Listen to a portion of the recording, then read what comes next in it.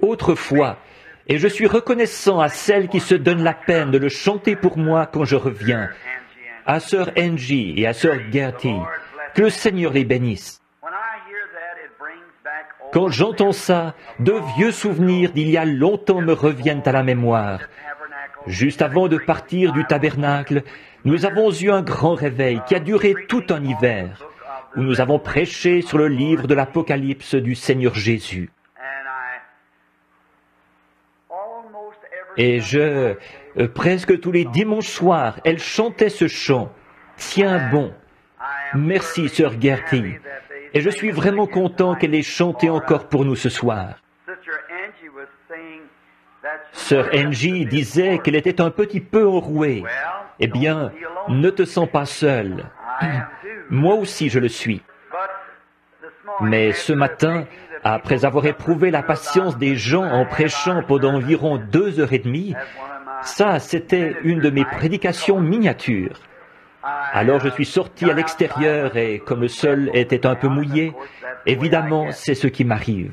Mais j'aime vraiment beaucoup la parole, et particulièrement la bénédiction du Saint-Esprit qui accompagne la parole. Et quand il bénit et qu'il me vient en aide, je ne trouve tout simplement pas le moyen de m'arrêter. Alors, vous savez ce que c'est.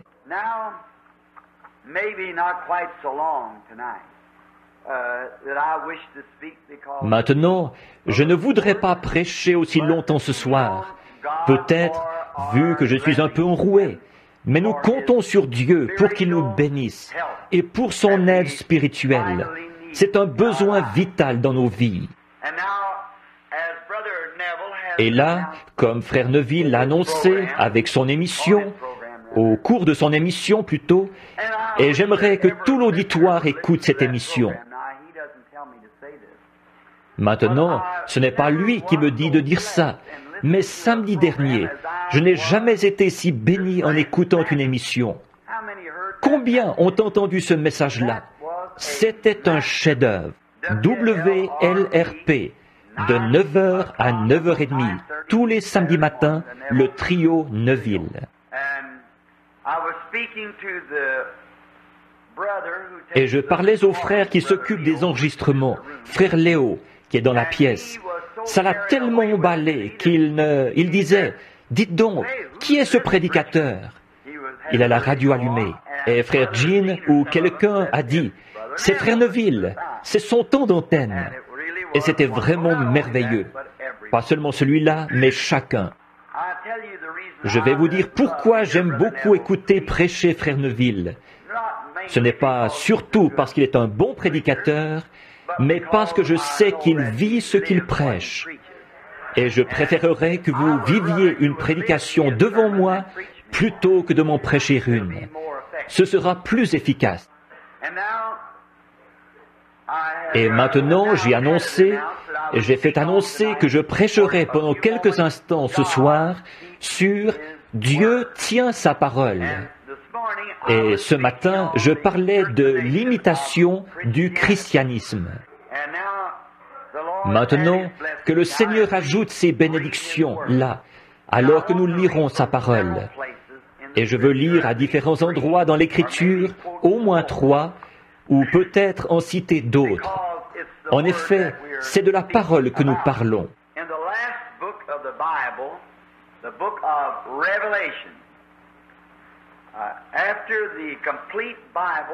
Dans le dernier livre de la Bible, le livre de l'Apocalypse, après que la Bible entière se termine ici, on avait le message à l'Église, au chapitre 22 de l'Apocalypse et à partir du verset 17. Et l'Esprit et l'Épouse disent « Viens ». Et que celui qui a soif dise « Viens ». Que celui qui entend dise « Viens ». Et que celui qui a soif vienne. Que celui qui veut prenne des eaux de la vie gratuitement.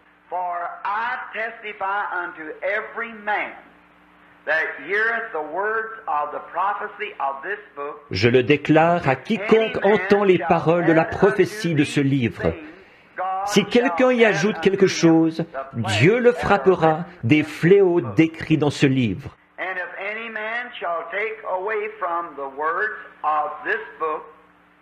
Et si quelqu'un retranche quelque chose des paroles de ce livre, de cette prophétie, Dieu retranchera sa part de l'arbre de la vie et de la ville sainte, et des choses qui sont écrites dans le livre. Celui qui atteste ces choses dit, « Oui, je viens bientôt. Amen. Viens, Seigneur Jésus. » Que la grâce de notre Seigneur Jésus-Christ soit avec vous tous. Amen.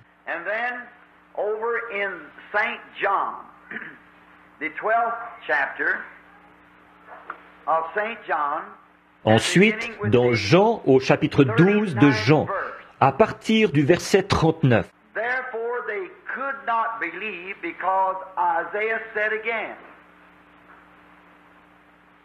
Aussi ne pouvaient-ils pas croire, parce qu'Ésaïe a dit encore, « Il a aveuglé leurs yeux et il a endurci leur cœur, de peur qu'ils ne voient des yeux, qu'ils ne comprennent du cœur, qu'ils ne se convertissent et que je ne les guérisse. » Ensuite, dans Matthieu au chapitre 24, le verset 35, c'est Jésus qui parle.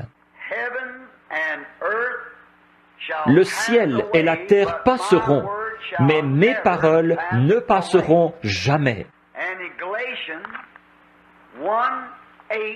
Et dans Galates 1:8, quand nous-mêmes, quand un ange du ciel annoncerait un autre évangile que celui que vous avez reçu, qu'il vous soit anathème.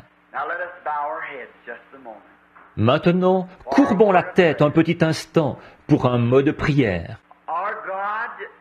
Notre Dieu, nous venons à toi au nom de ton Fils bien-aimé, qui nous a invités à venir en disant, « Demandez ce que vous voudrez au Père en mon nom, et je le ferai. »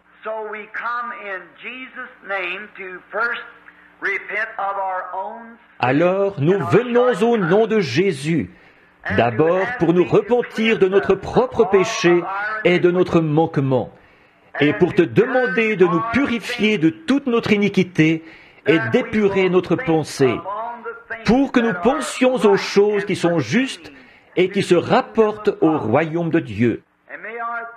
Et ce soir, que nos pensées soient concentrées sur quelque chose qui soit pour le bien du royaume de Dieu et pour le bien des gens qui font partie de ce royaume. Et que nos cœurs soient purifiés de toutes les choses qui sont viles. Nous désirons marcher avec droiture devant toi, avec des mains propres et un cœur pur. Et, oh, il n'y a que Dieu qui puisse faire ces choses. Aussi nous te prions, Père, de nettoyer nos mains et de purifier nos cœurs. Lave-nous des choses du monde dans les eaux de purification par la parole.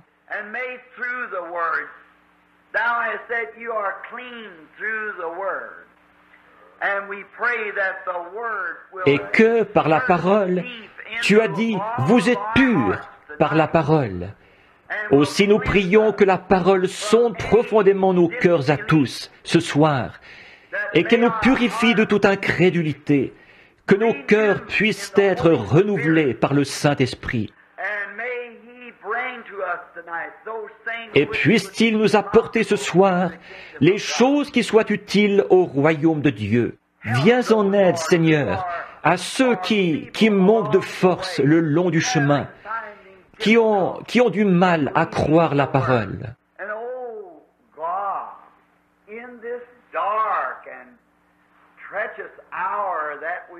Et, ô Dieu, en cette heure sombre et perfide où nous vivons, et quand nous considérons cette crise mondiale qui est devant nous, tout ce que nous voyons, ce sont des ténèbres devant nous.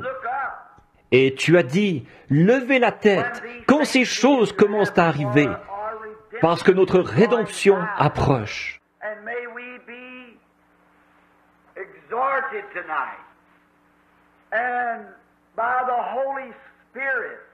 Et puissions-nous être exhortés ce soir, et par le Saint-Esprit, à prendre cela à cœur, à lever la tête vers la face du Dieu du ciel, qui a promis que notre rédemption se ferait à ce moment-là. Comme Jean sur l'île a fait cette prière, « Viens, Seigneur Jésus ». Nous te prions de nous accorder ces choses ce soir. Guéris tous ceux qui sont malades et affligés. Console les saints. Appelle les pécheurs à la repentance.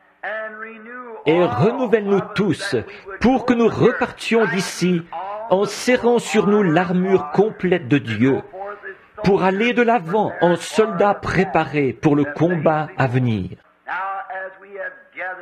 Maintenant, de même que nous nous sommes rassemblés ce soir, chacun en prière, avec la bannière sur nous, l'étoile du matin qui ouvre le chemin, l'armée de l'ennemi, elle aussi, s'est campée, et leur grand challenger s'avance.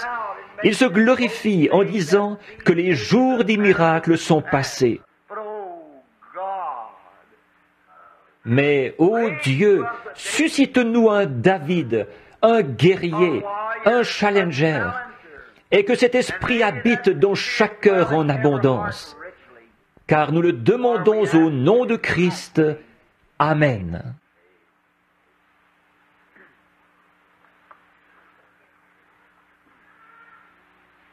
In approach to this most vital subject, and it is not aimed to anyone's belief or to upset. Comme introduction à ce sujet des plus vitales, et qui n'est pas du tout dirigé contre la croyance de quelqu'un, ni pour contrarier, pour troubler ou pour s'attirer des ennemis, mais dans le seul but de rassembler et d'unir le peuple de Dieu.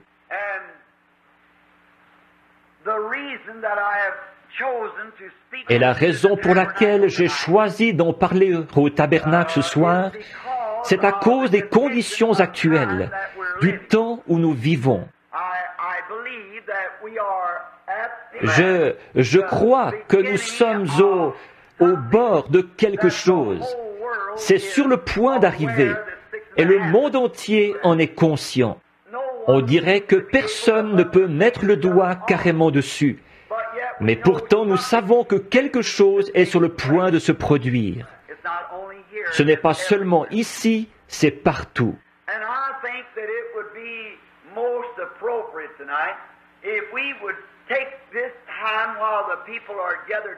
Et je pense qu'il serait tout à fait de circonstance pour nous ce soir de prendre ce moment, pendant que les gens sont rassemblés, pour parler de quelque chose qui soit d'une importance vitale, pour améliorer, pour nous amener à comprendre, pour nous munir d'une meilleure compréhension de Christ et de l'Évangile et du temps où nous vivons.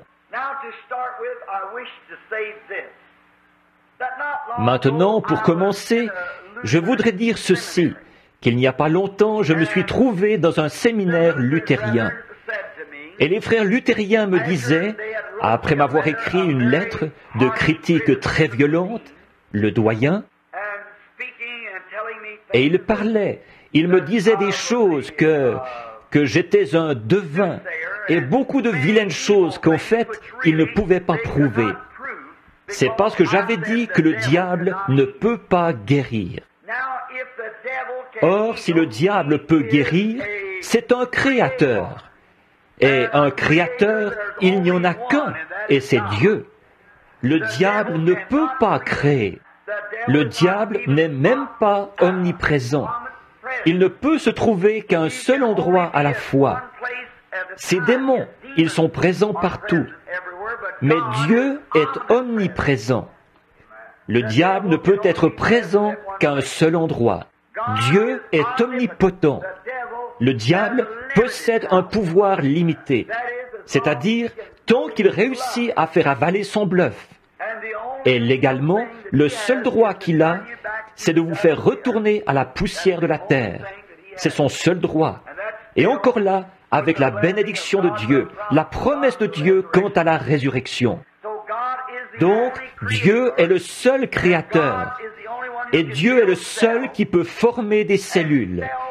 Et les cellules, c'est une création. Et la création ne vient que de Dieu. Donc Dieu est le seul guérisseur.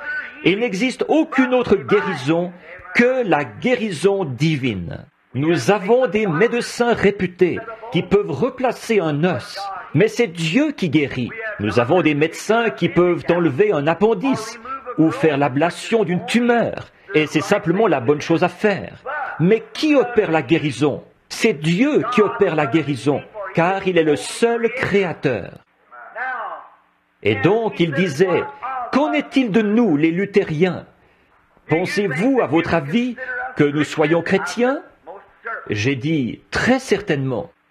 J'ai dit, le royaume de Dieu a été comme un homme qui a planté son maïs dans un champ. Un matin, il y est allé et il a regardé. Et les deux petites feuilles avaient pointé au début du printemps. Et le cultivateur a dit, « Regardez mon champ de maïs. » Or, est-ce qu'il avait du maïs? Potentiellement, il en avait, mais pas en épi. Bon, c'est exactement comme si je vous donnais, vous me demandiez un chêne, et que je vous donne un gland. Potentiellement, vous avez le chêne, parce que le chêne se trouve dans le gland. Et de même, dans le grain de maïs, vous avez effectivement le maïs, mais seulement potentiellement. Vous avez le grain. Donc, le cultivateur disait, « Regardez mon carré de maïs. Il est beau, hein? Mon maïs. » Il l'appelait du maïs, pourtant il était en herbe. Après quelque temps, la tige de maïs a poussé, et c'est devenu une aigrette. L'aigrette, c'est là qu'est le pollen, où le pollen tombe de l'aigrette, ce qui produit la fécondation du maïs, entre le mâle et la femelle. Maintenant, que se passerait-il si l'aigrette regardait en arrière et qu'elle dise à la feuille, « Bon, moi, je n'ai rien à voir avec toi. Tu ne comptes même pas. Je suis quelque chose de différent. Je suis l'aigrette. C'est moi qui suis accepté. Toi, tu n'as rien à voir là-dedans. » Mais n'empêche que, sans la feuille, il ne peut pas y avoir de pollen dans le maïs, parce que l'aigrette tombe dans la feuille, et c'est de là que sort l'épi. Et la même vie qui est dans la feuille est aussi dans l'aigrette. Après quelque temps, l'épi apparaît. L'épi arrive, le grain. Et ensuite, le grain dit à l'aigrette, « Je n'ai rien à voir avec toi, tu ne comptes même pas. » Mais s'il n'y avait pas eu d'aigrette, il n'y aurait pas eu de grain. En fait, la petite tige, c'était le réveil luthérien. Et l'aigrette, c'était le réveil méthodiste. Et l'épi, c'est ce réveil-ci. Mais tout ça ensemble, c'est le même esprit, la même vie qui était dans la petite tige de maïs au départ, c'est la même vie qui est dans le grain. Maintenant, la seule chose que les pentecôtistes, je parle des vrais pentecôtistes et non des soi-disant, mais le vrai message pentecôtiste, ce n'est rien d'autre qu'une restauration de la même chose qui est tombée en terre, qui s'est transmise à travers les luthériens, les méthodistes, les baptistes, les presbytériens. Voyez? Maintenant, on en est tout simplement à l'épi. Et maintenant, ça me coûte terriblement de dire ça, mais il y a des champignons qu'on poussé là-dessus. Et vous, les cultivateurs, vous savez ce que c'est. C'est quelque chose qui imite l'épi. Or, c'est ce que nous voulons retrancher ce soir. En effet, si vous ne l'enlevez pas de votre maïs, tout le carré va se gâter.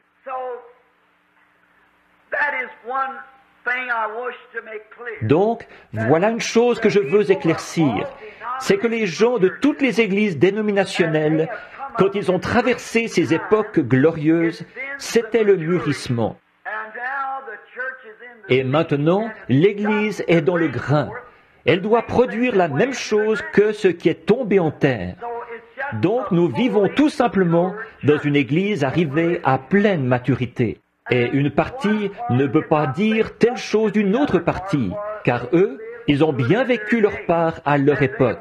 et c'étaient eux le carré de maïs aux yeux de Dieu. Alors nous ne voulons déprécier personne. But there has been some teachings today, especially on famous worldwide Mais aujourd'hui, il y a des enseignements, et particulièrement au cours d'émissions populaires à l'échelle mondiale, qui déprécient la parole de Dieu et qui disent que Dieu habite dans une église et non dans la parole.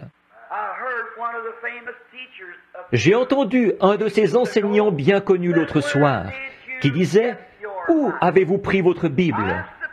J'imagine que Dieu a eu l'idée de vous écrire une Bible là au ciel et qu'il l'a donnée à des petits anges qui, à leur tour, ont descendu les couloirs du ciel pour vous la présenter à vous. Et il disait que personne ne pouvait vivre l'enseignement de la Bible et qu'elle n'était pas tout à fait authentique. Et ils prétendent qu'ils sont la première église du début. Bon, les gens là qui vont à cette église, ce sont des hommes et des femmes comme nous. Ils aiment et ils mangent et ils boivent. Y a-t-il un moyen d'empêcher ça? Non, puisque la Bible a dit que ce serait comme ça. Et elle a raison. Mais pour vous encourager, là, je veux être très clair et bien me faire comprendre. Moi, je crois que ceci est la parole entière, infaillible et sans mélange de Dieu, qu'on ne peut rien ni ajouter ni rien en retrancher. C'est le plan entier de Dieu pour son Église. Personne ne peut poser aucun autre fondement que celui qui a déjà été posé.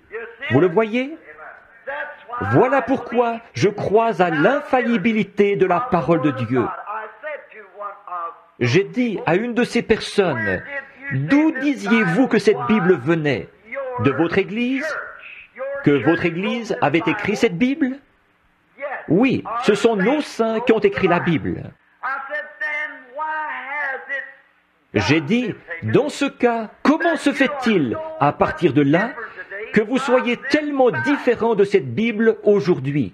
Eh bien, il a dit, vous voyez, ces hommes-là ont vécu à une époque, nous vivons à une autre époque.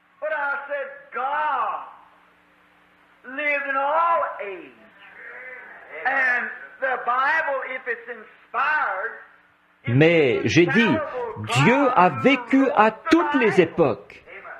Et la Bible, si elle est inspirée, c'est le Dieu infaillible qui a écrit la Bible. Et il a dit dans sa parole que les cieux et la terre passeraient, mais que ses paroles ne passeraient jamais. Maintenant, il est très alarmant pour l'homme qui n'y avait jamais songé de voir ces choses-là approcher. Mais si vous saviez seulement, ce n'est que l'accomplissement de l'Écriture. Et ça me coûte terriblement de dire ça en Amérique. Avec tout ce fantastique et tout ce que nous avons aujourd'hui dans les soi-disant mouvements religieux d'aujourd'hui. Pas pour les abaisser, le peuple de Dieu se trouve dans ces mouvements. Mais je voudrais dire ceci. L'Amérique en est arrivée, à force de retrancher et de s'éloigner, les catholiques et les protestants, les deux, de l'enseignement de la parole, au point où ils ont adopté un système.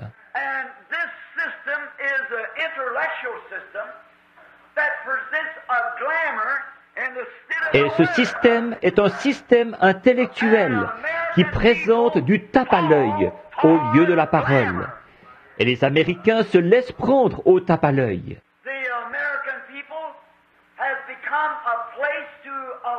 Les Américains en sont arrivés au point d'adorer une déesse. J'ai le plus profond et le plus grand respect pour les femmes.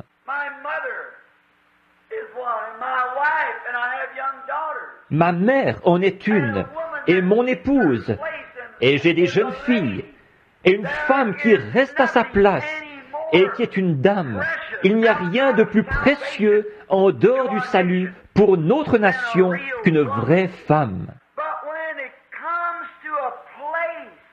Mais quand on arrive au point d'adorer les femmes, À ce moment-là, vous êtes en dehors du plan de la Bible. Il n'y a aucun plan dans la Bible qui admette l'adoration d'aucune femme, d'une Marie ou d'une Sainte Cécile. Il n'y a pas le moindre passage de l'Écriture pour appuyer ça. Au contraire, elle s'y oppose. Alors pourquoi est-ce arrivé? Si ceci a été le commencement, ces gens qui ont marché avec Christ et qui ont écrit par inspiration, pensez-vous que je prendrais la parole d'un autre homme là-dessus?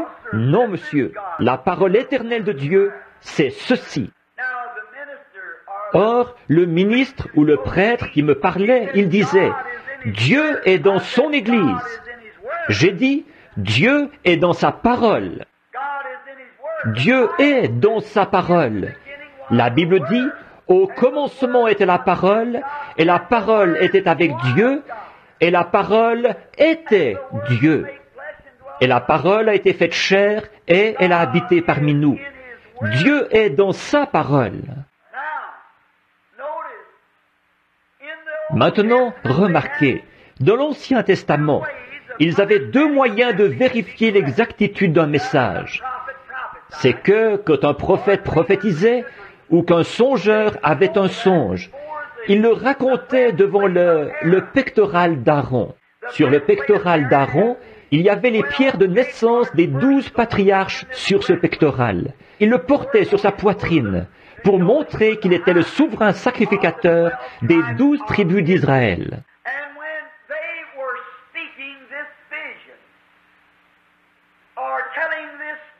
Alors, quand il racontait cette vision, ou qu'il racontait ce songe, si Dieu confirmait la chose, il y avait une lumière surnaturelle qui brillait sur cette Urim-Tumim, et qui confirmait que ce message-là était vrai. Peu importe combien ce message pouvait avoir l'air réaliste, peu importe combien il semblait bien concorder avec l'époque, si la lumière surnaturelle sur l'Urim-Tumim ne brillait pas, il était rejeté, parce qu'il n'était pas de Dieu. Et je dis aujourd'hui, oh, je veux que vous écoutiez. Tout message, quand même il viendrait d'un prêtre, d'un prédicateur, d'un prophète, de n'importe quoi d'autre, n'importe quel homme, si spirituel qu'il soit, quelle que soit sa fonction, ce qu'il a fait, qu'il ait ressuscité les morts, qu'il ait guéri les malades, qu'il soit l'archevêque de Canterbury, qu'il soit le pape de Rome, qu'il soit à la tête d'une grande dénomination, si spirituel qu'il soit, il aura beau avoir parlé en langue, il aura beau avoir dansé dans l'esprit, il aura beau avoir prêché l'évangile, quoi qu'il ait fait, si son message ne vient pas de la Bible, il est faux. C'est ceci, l'Urim-Tumim de Dieu. Quand la Bible a été achevée, l'ange est descendu. Il parlait à Jean. Ensuite, Jésus est venu lui-même. Il a dit, « Moi, Jésus, j'ai envoyé mon ange pour attester ces choses. » Et maintenant, ferme ce livre, mais ne le scelle pas, car quiconque en retranchera quoi que ce soit ou y ajoutera quoi que ce soit, c'est la parole de Dieu.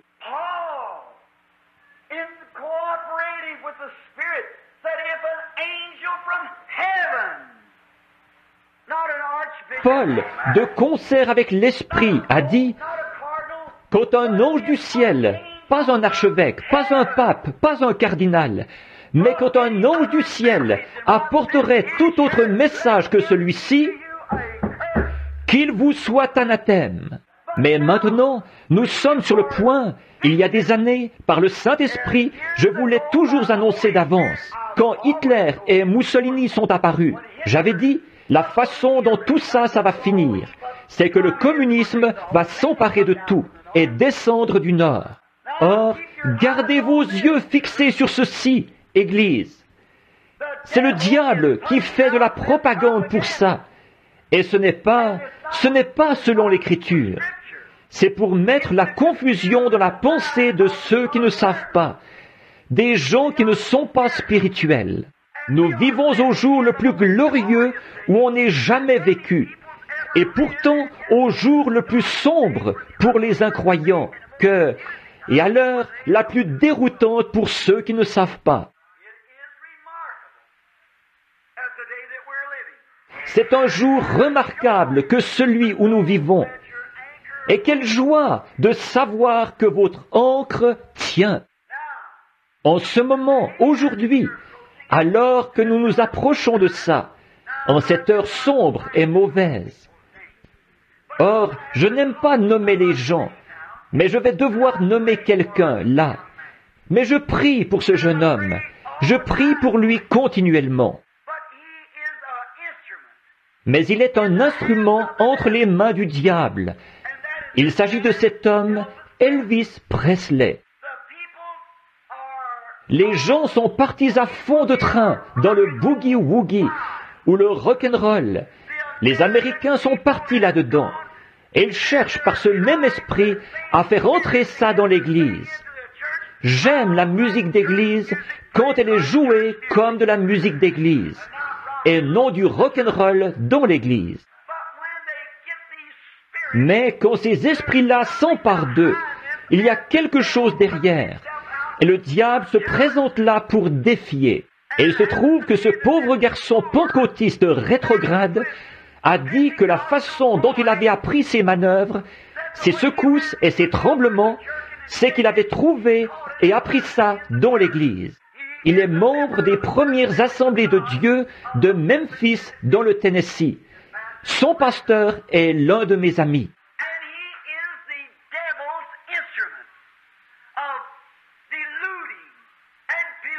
Il est l'instrument du diable pour tromper et pour polluer la pensée des adolescents, pour les amener au point où ils arrivent d'un endroit au Canada, où je pense qu'ils ont envoyé 14 jeunes à l'hôpital psychiatrique quelques jours après son départ. Et partout dans le pays, mais les gens sont partis à fond de train. Ils sont comme fous. La raison pour laquelle ils agissent comme ça, c'est parce que c'est tout ce qu'ils connaissent. Oh, comme je souhaiterais qu'ils connaissent le Seigneur Jésus. C'est tellement mieux. Je ne condamne pas, je plains cet être mortel. Et maintenant, ne serait-il pas de circonstances au jour où nous vivons, alors que les choses se passent comme elles se passent? Et l'idole de l'Amérique, c'est la reine de beauté de Hollywood. Alors que c'est elle qui donne le ton à toute l'Amérique. Alors qu'elle n'a qu'à se montrer dans ses tenues indécentes, et pratiquement toutes les femmes de l'Amérique vont faire comme elle. Le cœur m'a fait mal il n'y a pas longtemps. J'étais à Rome, et il y avait cette femme qui faisait les manchettes des journaux, dont il disait dans les journaux l'autre jour qu'elle allait avoir un bébé à Hollywood, une Romaine. Et il disait dans le journal, dans les journaux, et mon ami, le baron von Blomberg, qui parle 7 langues différentes et pouvait lire le journal sans problème, il a dit, elle est peut-être une déesse en Amérique, mais ici à Rome, elle est une prostituée. Quelle honte! Or, il faut qu'il y ait ces choses-là. Il faut que ça arrive pour être à la mesure de l'esprit de ce jour-ci. C'est pour cette raison que cette Église introduit l'adoration de Marie, d'autres femmes et tout. C'est ce même esprit sous une tête religieuse. Et c'est pour cette raison qu'il faut qu'il détourne votre attention de la parole sans mélange de Dieu pour produire ce plan-là.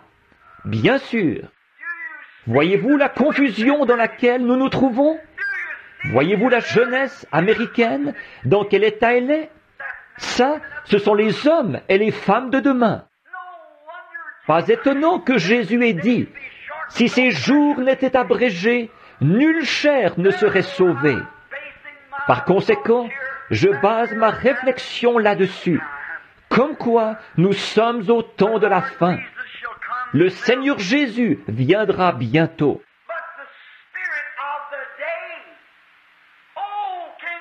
Mais l'esprit de ce jour, oh, pouvez-vous voir? Réfléchissez bien. Pouvez-vous voir ce qui s'est passé?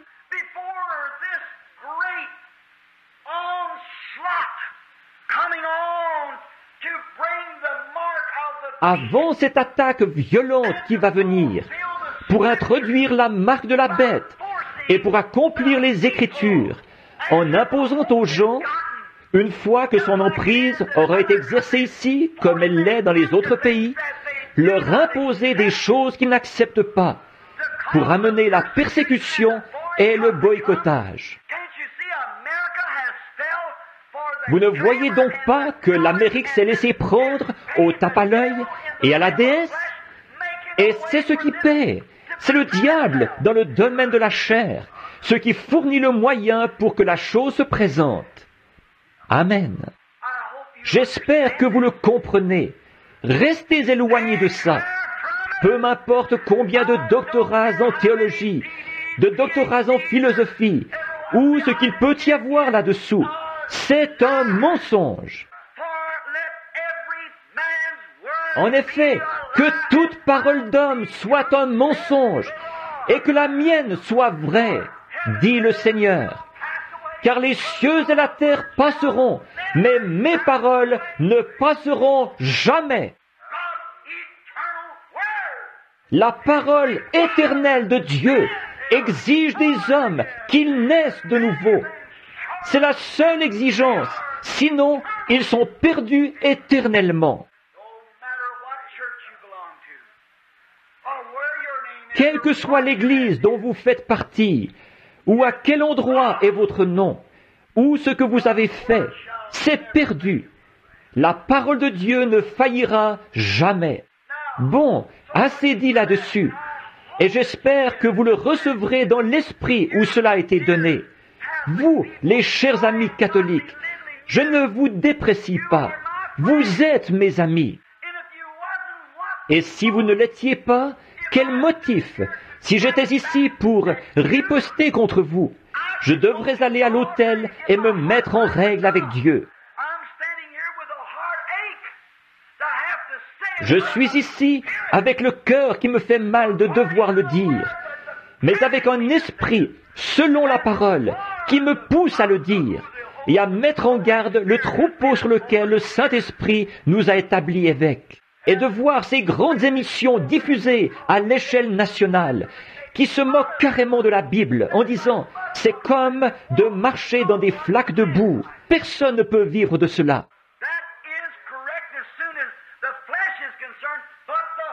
C'est exact en ce qui concerne la chair. Mais le Saint-Esprit est celui qui domine et qui conduit la personne. Que le Seigneur vous en fasse voir l'interprétation. La parole de Dieu est première et dernière et éternelle pour toujours.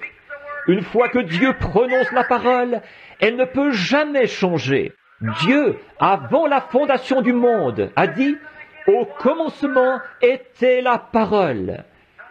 Et la parole, qu'est-ce que c'est? C'est une pensée exprimée. Le Père, Dieu, en considérant le plan de la rédemption, il l'a parcouru du regard, et il a vu ce que Satan avait fait. Et il a pensé, et il a vu le seul programme. Maintenant, c'est une pensée. Mais quand il l'a exprimée, elle est devenue une parole. Et une fois que c'est une parole, elle ne peut jamais mourir. Elle doit être éternelle. Car sa parole ne peut pas plus faillir que lui ne peut faillir. Sa parole ne peut pas plus perdre sa vie que lui ne peut perdre sa vie. Sa parole. Les hommes d'autrefois, tout au long des âges, ils ont lu cette Bible. Elle a inspiré des assemblées depuis l'époque où elle a été écrite. Si je vous écrivais une lettre, vous pourriez l'apprécier, dire « Frère Branham, j'apprécie votre lettre. Vous êtes la seule personne à qui elle était destinée. » Après quoi, au bout d'un certain temps, cette lettre ne vaudrait plus rien, à moins qu'elle serve de témoignage pour ou contre moi.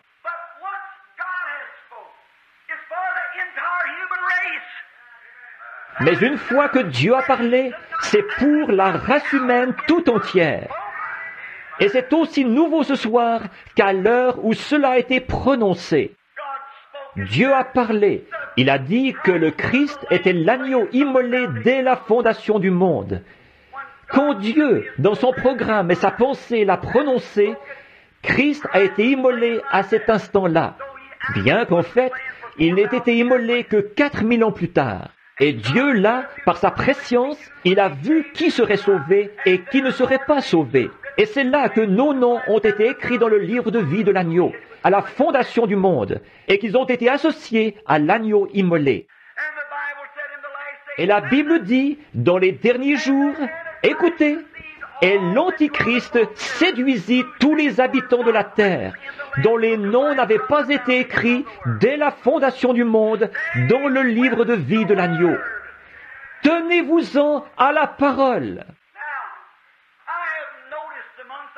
Or, j'ai remarqué parmi nos frères, et je vous le dis avec respect, à vous les protestants, et non par haine, par méchanceté, ou pour avoir quelque chose à dire.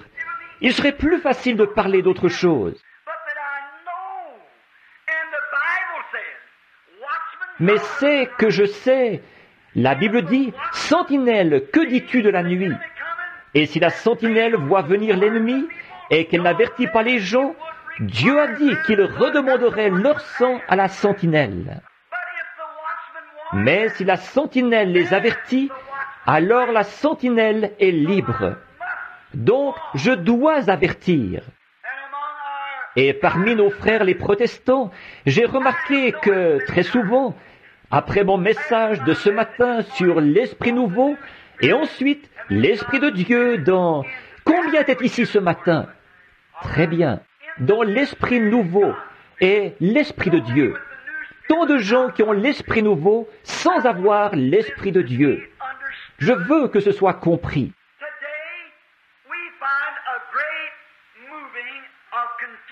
Aujourd'hui, nous voyons un grand mouvement de confusion au sein des protestants.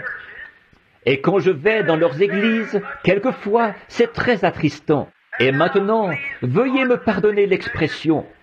Mais comme le Saint-Esprit, comme j'en parlais à ma petite épouse qui est là-bas au fond l'autre jour, quand j'ai vu mes cousins qui gisaient là, tous les deux face à face, alors que leur vie leur avait été redemandée, l'un avait un chapelet à la main, il était catholique, et l'autre baptiste de l'autre côté, mes deux cousins. Et je les ai regardés. Je me suis dit, « Oh grand Dieu, comment est-ce possible? Ai-je failli? Est-ce qu'il y a eu quelque chose ?» J'ai dit à mon épouse, j'ai dit, « Il y a bien des choses que je ne sais pas, mais il y a certaines choses que je sais. » J'ai dit, « Depuis que je suis tout petit, j'observe la sève en hiver, en automne, alors qu'elle descend dans l'arbre pour aller dans les racines se cacher et se garder au chaud pendant l'hiver. Je l'ai vue d'une manière surnaturelle remonter au printemps en produisant des feuilles et des fruits. J'ai vu la fleur dans toute sa beauté en été, courber la tête devant le gel en hiver et mourir. Et la semence périr et la pulpe périr. Et ensuite j'ai vu au printemps cette fleur se relever. J'ai dit, je crois, je sais qu'elles le font. Je crois que celui qui s'appelle Jéhovah Dieu, je crois que c'est ce Jéhovah Dieu qui fait ces choses. Il dirige la nature. Je l'ai observé à l'œuvre avec le pin, avec l'assiminier, avec le bouleau, avec le pommier. Et ils sont tous différents les uns des autres. Et l'homme qui était fait, l'un d'une façon, l'autre de l'autre, tout ça a été conçu par une pensée supérieure. C'était Dieu. J'ai dit, je sais ça. Je crois que Jésus est le Fils de Dieu. Je crois que dans son corps, il était un homme. Il est né d'une femme, tout comme moi.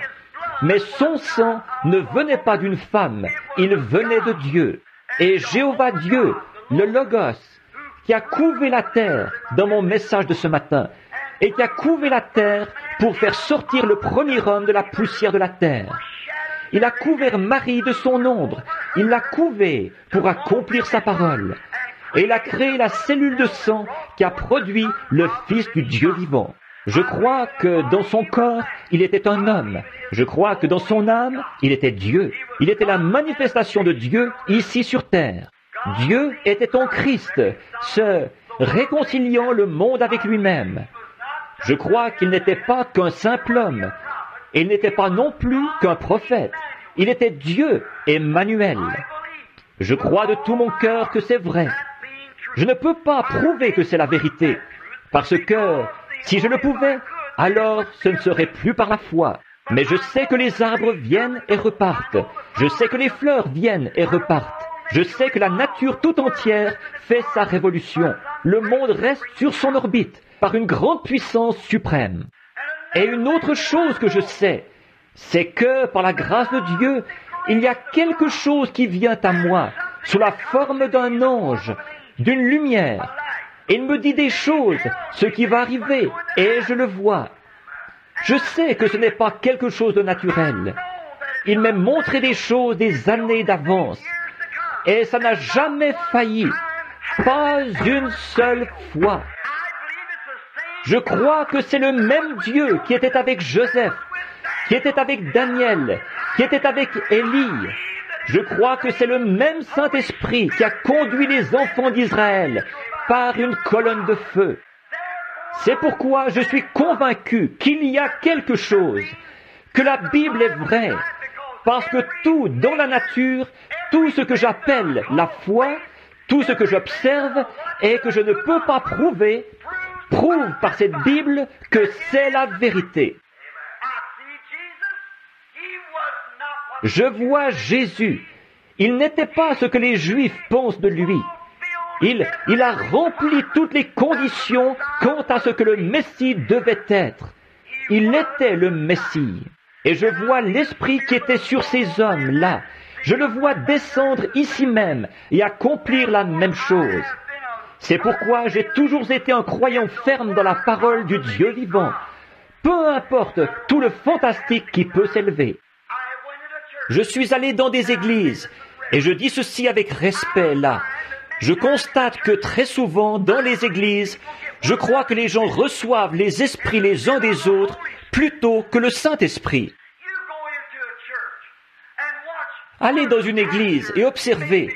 Disons que le pasteur secoue la tête. Toute l'assemblée va faire pareil. Allez dans l'église où le pasteur dit qu'il a de l'huile qui lui coule de la main. Avant longtemps, tout le groupe le croit. Et ils en ont aussi. Allez dans une église où il y a beaucoup de gens qui dansent, qui sautent en l'air et qui courent partout.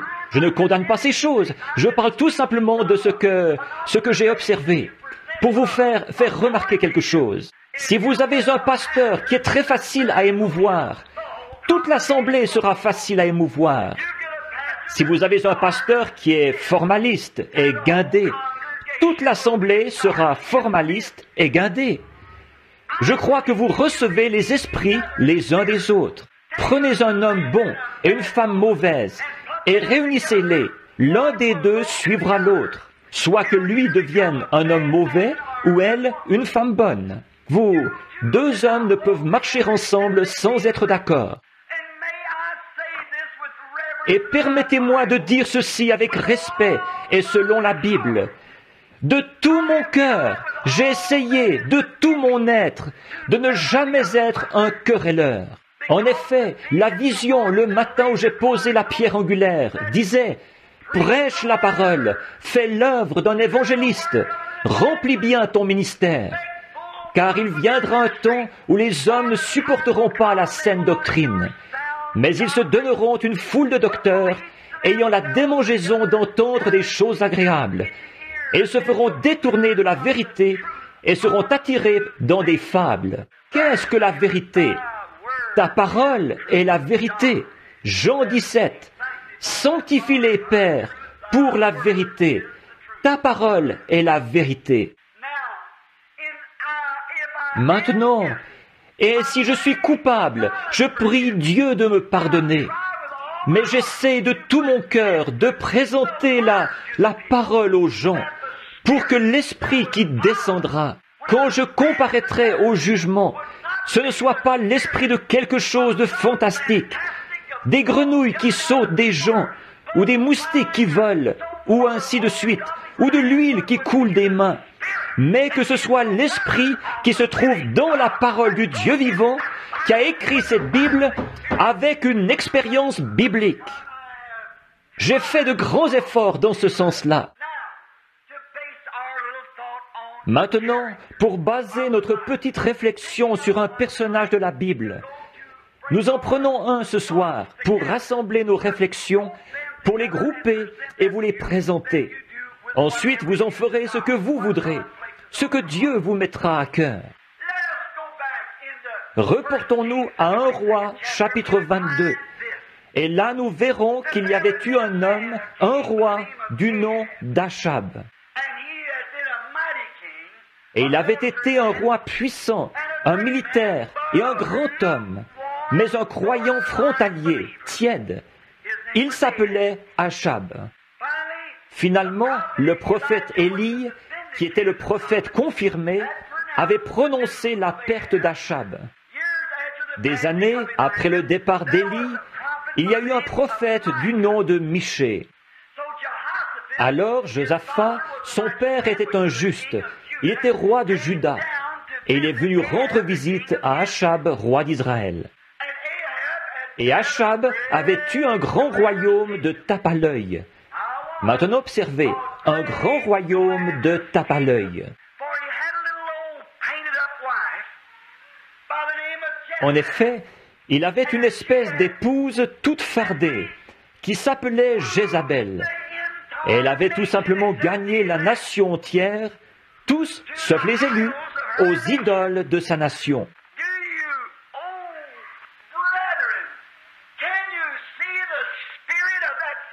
Est-ce que vous, oh les frères, est-ce que vous pouvez voir l'esprit de ce même démon à l'œuvre en Amérique aujourd'hui? Les petites Jézabel, l'esprit qui cherche à gagner les fils de Dieu pour les éloigner de Christ. Je ne dis pas ça pour plaisanter. Ici, ce n'est pas un endroit pour plaisanter. Ici, c'est la chair. Ici, c'est l'endroit où se trouve le tribunal de Dieu. Et la parole est le juge de Dieu. Ou c'est lui, elle est son jugement. La parole l'est. Maintenant, remarquez, cette petite femme, elle devait être tout à fait ravissante, mais n'empêche qu'elle a carrément influencé toute une nation. Et par quoi avons-nous été influencés aujourd'hui? Souvenez-vous, je le prédis, l'Amérique aime la femme. Elle est adoratrice de la femme. L'esprit de l'Amérique est carrément possédé de la femme. Ces petites femmes, en étant saisies par Hollywood, elles peuvent sortir dans la rue et envoyer plus d'hommes en enfer que tous les bars qu'on peut mettre ensemble. Et pourtant, dans son état normal, elle est un joyau au cœur d'un homme et une bénédiction pour le royaume de Dieu. Vous le voyez? Maintenant, regardez bien un petit instant. Et non, sans avoir de parti pris, restez assis tranquillement et écoutez. Laissez le Saint-Esprit vous apporter cela. Maintenant, aujourd'hui, nous voilà dans le même état qu'à l'époque d'Achab. Eh bien, tout ce que la femme disait, c'est ça qu'Achab faisait. Maintenant, c'est jusque dans l'Église. Ils adorent les femmes.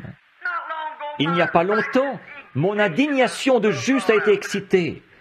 Au Mexique, quand j'ai vu une pauvre petite femme, j'en ai entendu parler plutôt, qui descendait, qui se traînait sur des milles, sur des pierres brûlantes. Et il y avait le père qui suivait en marchant, avec un bébé dans les bras, deux, et un autre qui suivait la maman. Et elle qui pleurait, les genoux tout écorchés, elle avançait, les mains sur ses pierres en pleurant. Et tout le monde qui la regardait. Elle était montée jusqu'à la statue d'une femme morte, d'une prétendue sainte. Et je ne dis pas ceci pour critiquer, je le dis à la lumière de la parole de Dieu. C'est du spiritisme pur et simple, absolument. La Bible dit Il n'y a aucun intercesseur. Il n'y a aucun médiateur entre Dieu et l'homme, aucun, sauf Jésus-Christ, homme. Si l'Église primitive était catholique, alors pourquoi ont-ils changé? Alors que l'Église catholique primitive condamnait cela et que cette Église catholique l'accepte. C'est un monde de la femme. C'est l'esprit et le slogan d'aujourd'hui. Et c'est vrai, c'est tout à fait exact. Et je prédis qu'il y aura une femme qui sera une femme très importante. Vous, les plus jeunes ici ce soir, rappelez-vous que Frère Branham l'a dit. Et je l'ai dit en 1933, quand j'ai vu la venue du Seigneur. Et que les automobiles prendraient de plus en plus la forme d'un œuf, jusqu'à ce que finalement, elles prennent parfaitement la forme d'un œuf. Peut-être que certains d'entre vous le savent. C'est écrit sur de vieilles feuilles de papier, et tout. C'est le matin où nous étions ici, au petit temple des francs-maçons, où nous faisions, ou à l'orphelinat ici, sur la prochaine, la 2e rue d'ici, où nous faisions la réunion. Et j'ai vu une femme s'élever, vulgaire au possible, et elle dominait le pays. Et je prédis qu'une femme sera soit président, ou qu'elle détiendra un grand pouvoir à un certain niveau aux États-Unis, avant l'anéantissement total du monde. Retenez bien ça, je l'ai dit. Remarquez maintenant ce qui se passe. Jézabel, elle dominait Achab. Elle le menait par le bout du nez. Avant, c'était le pauvre papa ou la maman qui restait à la maison avec les bébés pendant que le mari ivrogne sortait. Maintenant, c'est le pauvre papa qui s'occupe du bébé pendant que la femme ivrogne est sortie. Ce ne sont pas des plaisanteries, ça. C'est la vérité. Je ne parle pas des justes, non monsieur. Je suis simplement en train de vous montrer l'esprit qu'il y a dans le monde. Maintenant, remarquez, est-ce que ce n'est pas encore du tape à l'œil? Considérez l'époque d'Achab, comme le pays était florissant. Oh là là, c'était le grand âge d'or. Comme Israël était florissant sous le règne d'Achab, c'est hypocrite. Et en réalité, c'est Jézabel qui gouvernait en dessous. Et ça, c'est pour vous qui étudiez la Bible. Comme Achab a épousé Jézabel et a introduit l'idolâtrie dans le judaïsme à l'âge des ténèbres, de même le protestantisme a épousé le catholicisme et a ramené le paganisme dans l'Église chrétienne. Et aujourd'hui, souvenez-vous, l'Église protestante a été appelée une impudique. En effet, elle a été appelée une prostituée, elle aussi. Souvenez-vous-en. Alors, la poêle ne peut pas se moquer du chaudron. On ne peut pas tomber d'un mal dans un pire pour se tirer d'affaire. Mais soyons attentifs à la vérité. C'est la vérité que nous voulons. Nous sommes un peuple en route vers l'éternité et nous devrons nous retrouver devant Dieu. Aussi, trouvons la vérité. Maintenant, si vous le voulez bien, je voudrais vous faire remarquer. Il y a eu, toujours Dieu a envoyé, ou d'abord Josaphat le juste est venu rendre visite à Achab. Et c'est là qu'il s'est attiré des ennuis. Vous ne pouvez pas mêler le bien avec le mal et en retirer quelque chose. Vous ne pouvez pas mêler de l'huile avec du vin. Ça ne se mélangera pas. Et vous ne pouvez pas non plus entretenir des fréquentations et des attaches avec les choses du monde tout en vivant une vie victorieuse. La Bible dit, sortez du milieu d'eux et séparez-vous, dit le Seigneur. Bien, voyez. Mais vous dites, eh bien, frère Branham, je sais, mais vous vous fiez à votre propre intellect. C'est contraire à la parole. Et la parole est la vérité. Je crois la parole. Maintenant, remarquez, Josaphat est venu voir Achab. Et, il a organisé un grand festin, c'est sûr. Ce que nous appellerions aujourd'hui, dans le langage de la rue, faire la bombe. Ils ont invité tout le monde. Ils ont tué un bœuf et tout, et des moutons. Et ils ont fait un grand festin ensemble. C'est là que le croyant s'attire des ennuis. Oh, je vous le dis, vous êtes bornés à votre petite église d'exalter là-bas. C'est tout. Vous devriez venir à la grande église. Vous devriez venir. Oh, vous devriez voir, notre pasteur a un doctorat en théologie, un doctorat en théologie, un doctorat en philosophie. Voyez-vous, notre pasteur, notre chorale chante comme les anges. Ça n'a rien à y voir. Si c'est contraire, à l'ainsi dit le Seigneur. Maintenant, et quand ils ont tué le bœuf, et qu'ils ont fait ce grand festin, Achab avait une alternative là, et ses motifs étaient mauvais. Il cherchait à faire le gros m'as-tu vu pour prendre Josaphat au piège. Et c'est ce que le diable cherche à faire aujourd'hui. Même chose. Eh bien, nous sommes en majorité. C'est sûr, l'Église de Dieu a toujours été en minorité, jusqu'à ce que Jésus revienne. Ne crains point, petit troupeau. Votre Père a trouvé bon de vous donner le royaume. C'est exact. Nous sommes en minorité, mais ça ne fait rien. Tant que Dieu est là, pour moi, c'est la majorité quand même. Et je sais que c'est pareil pour vous. En effet, si Dieu est avec vous, qui sera contre vous?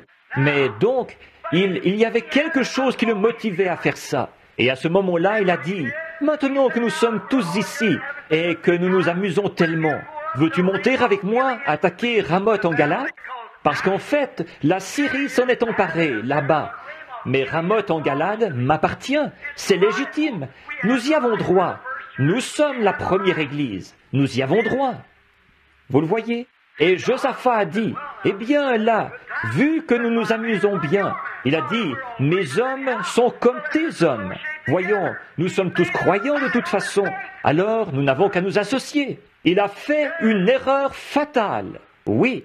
Et Josaphat, qui était suffisamment spirituel, je crois de tout mon cœur que c'était un type d'aujourd'hui. Certainement que quelque part, d'une façon ou d'une autre, Dieu fera parvenir le message à ceux qui ont le cœur sincère.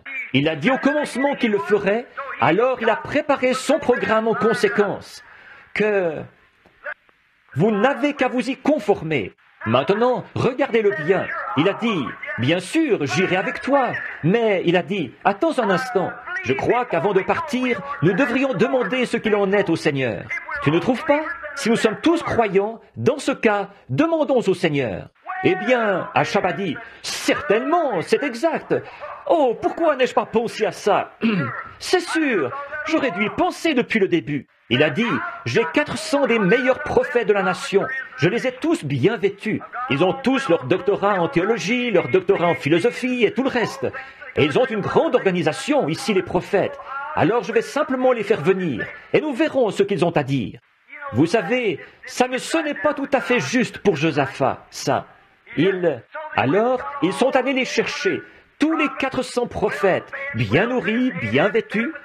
Achab s'occupait lui-même de les nourrir, car il leur faisait faire exactement ce qu'il leur dictait. Voilà, voilà. Oh, certainement.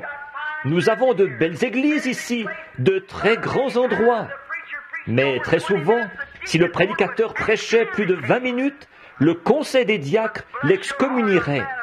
Mais soyez bénis, un homme de Dieu n'écoutera pas ces absurdités-là. Exact. S'il tapait trop sur le péché, eh bien toute l'assemblée voterait sa sortie.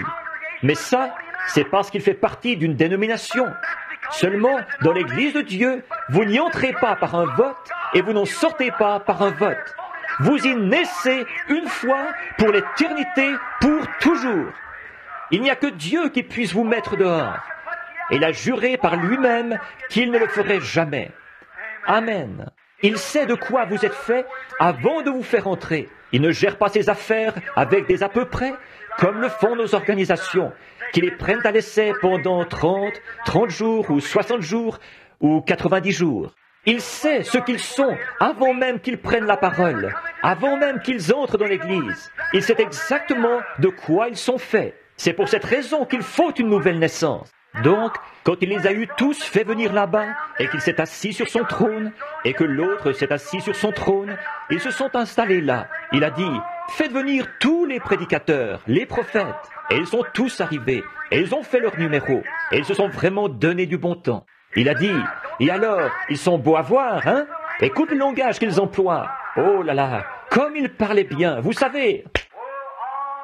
Oh, amen. Et tous leurs petits numéros, c'était tout un fouillis là-bas, c'était complet.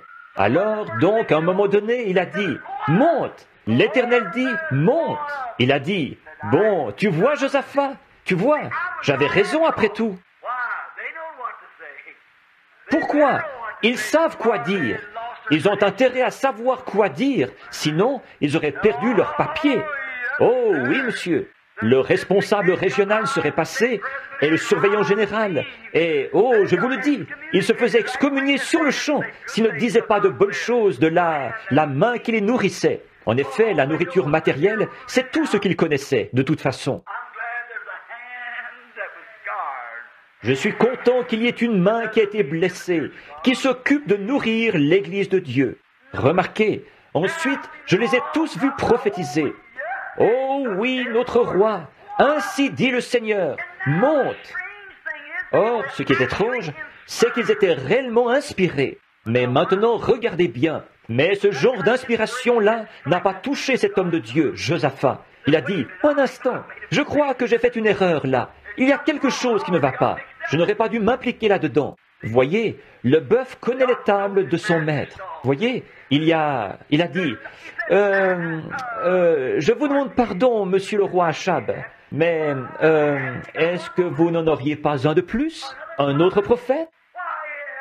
Mais Achab dirait, eh bien, en voilà 400 qui sont tous d'accord, les hommes les plus instruits que nous ayons, et disent d'un commun accord, ceci est la volonté de Dieu.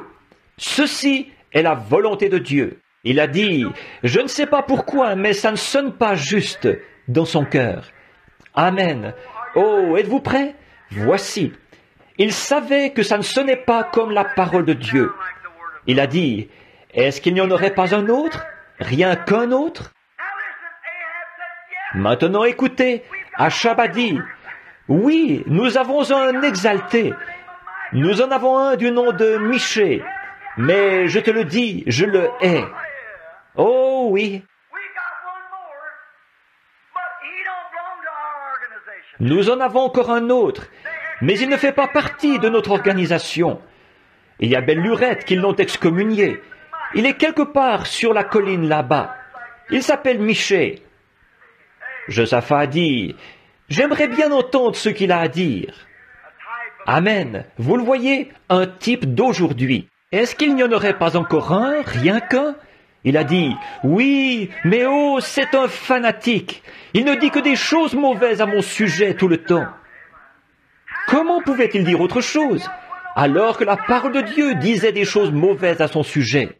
Mais il va même jusqu'à condamner notre organisation. Mais c'est un démolisseur d'église. Un point, c'est tout. Eh bien, les prophètes ont essayé de l'amener pour lui faire obtenir sa licence, mais, oh, il n'a rien voulu savoir.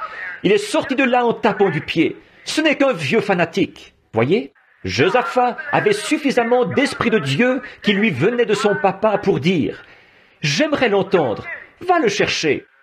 Eh bien, je te préviens, il bave et tout le reste. Il n'a pas du tout la dignité des autres là. J'aimerais l'entendre. Mes brebis entendent ma voix. Elles ne suivent pas un étranger. Il se trouvait que Josaphat était un des agneaux de Dieu. Il a dit, ça ne sonne pas tout à fait juste. Ça n'a pas ce qu'il faut. Ça fait un bruit de ferraille, mais ça ne donne pas un son clair. Comme un airain qui résonne et une cymbale qui retentit. Ça ne sonne pas juste. C'est comme de verser des pois sur une peau de vache desséchée, comme disait Roy Davis. Ça ne sonne pas tout à fait juste. Il a dit, je voudrais entendre cet homme, le fanatique comme tu dis, celui qui refuse d'adhérer à votre organisation, celui qui a sa propre façon de penser. En effet, il savait que cet homme-là devait avoir la vérité, parce qu'il savait que ça ne l'était pas.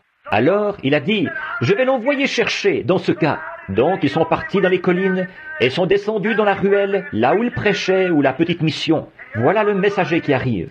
Et pendant qu'ils étaient partis, oh là là, ça a vraiment été la folie furieuse. Tiens, même qu'un gars qui s'appelait Sédésias est allé se mettre des cornes sur la tête. Oh frère, il avait la révélation, parfaitement. Il avait de l'huile sur les mains et tout le reste. Il se donnait vraiment du bon temps. Oui, monsieur. Oh, ainsi dit le Seigneur, nous allons repousser la Syrie jusque dans son pays avec ses cornes. Il se donnait vraiment du bon temps. Alors le messager qui est arrivé a dit, Michée? Il a dit, oui. Es-tu le fils de Jimla? Oui, je le suis. Es-tu le prophète, l'exalté, le fanatique? Eh bien, ce doit être moi. Eh bien, le roi veut te voir. Ah oui? Michée le savait déjà, sans doute. Le Seigneur lui avait déjà dit pourquoi il y avait tout ce rassemblement là-bas. Alors, il s'est levé. Alors, il a dit, « Mais attends un peu, avant que tu commences ces réunions de réveil, je vais te dire sur quoi prêcher. » Bon, tous les autres prédicateurs, ils ne prêchent pas sur ces choses-là. Ne dis rien au sujet des courses de chevaux, et ne dis rien au sujet de ceci ou de ceci et de cela, parce que vois-tu, les autres prédicateurs, ils ne disent pas ça. Ils disaient, dis la même chose qu'eux. Or ça, c'est ce qui se passerait aujourd'hui. Maintenant, nous allons dire ce que dit l'Écriture.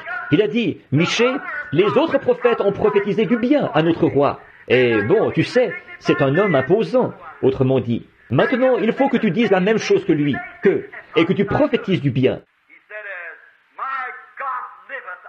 Mon Dieu est vivant, je ne dirai que ce qui est, ainsi dit le Seigneur. Amen. Que Dieu nous donne des Michées. Tenez-vous-en à la parole. Il n'avait peut-être pas tout le fantastique que les autres avaient. Il n'avait peut-être pas le diplôme de l'autre, le doctorat en philosophie. Il n'avait peut-être pas le standing. Il n'était peut-être pas le grand docteur en théologie aux yeux des gens. Mais il avait la parole. Amen.